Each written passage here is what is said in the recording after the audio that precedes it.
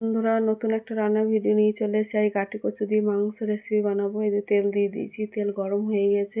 কচুগুলো দিয়ে দেবো, একটু নুন দিয়ে দেবো, একটু হলুদ দিয়ে দেবো। নুন হলুদ দিয়ে ভালোভাবে কচুগুলো ভেজে নেব। এদিকে আমার কচু ভাজা রেসিপিটা হয়ে এসছে, কচুগুলো তুলে নেব। আপনারা এই রেসিপিটা বানিয়ে খাবেন,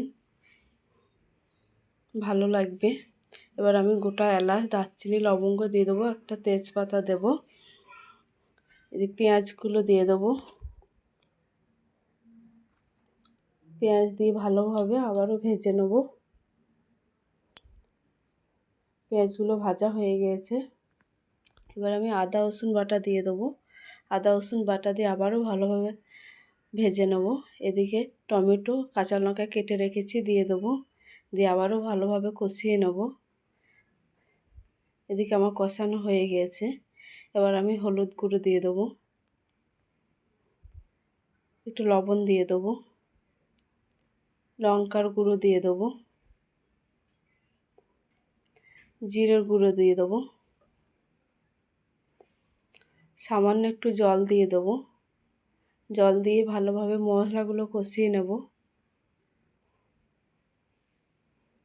মশলা কষানো হয়ে গেছে। এদিকে মাংসগুলো ধুয়ে রেখেছিলাম, দিয়ে দেবো। মাংসগুলো দিয়ে ভালোভাবে আবারও কষিয়ে নেব।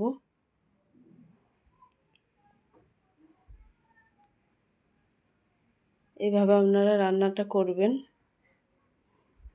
আমি যেইভাবে রান্নাটা করছি। আর মাংসটা কষানো হয়ে গেছে।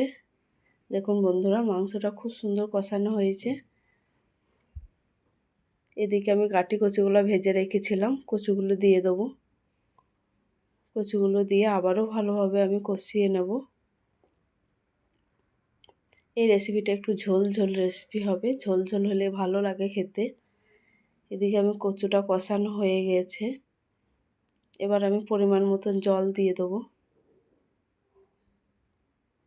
আমি একটু জলটা বেশি দিয়েছি, কারণ আমি ঝোল রাখবো। আপনারা না চাইলে, ঝোল যদি না রাখতে চান, আপনারা অল্প জলটাও দিতে পারেন। এদিকে আমি ঢাকা দিয়ে রাখবো। ঢাকা দিয়ে 2 মিনিট পর খুলে দেখে নেব কচুগুলো সেদ্ধ হয়েছে কি না। দেখুন বন্ধুরা, কচুগুলো সেদ্ধ হয়ে গিয়েছে। আমার রেসিপিটা হয়ে গিয়েছে। এবার আমি নামিয়ে নেব। দেখুন বন্ধুরা, রেসিপিটা খুব সুন্দর হয়েছে। ভালো লাগলে লাইক কমেন্ট শেয়ার করবেন।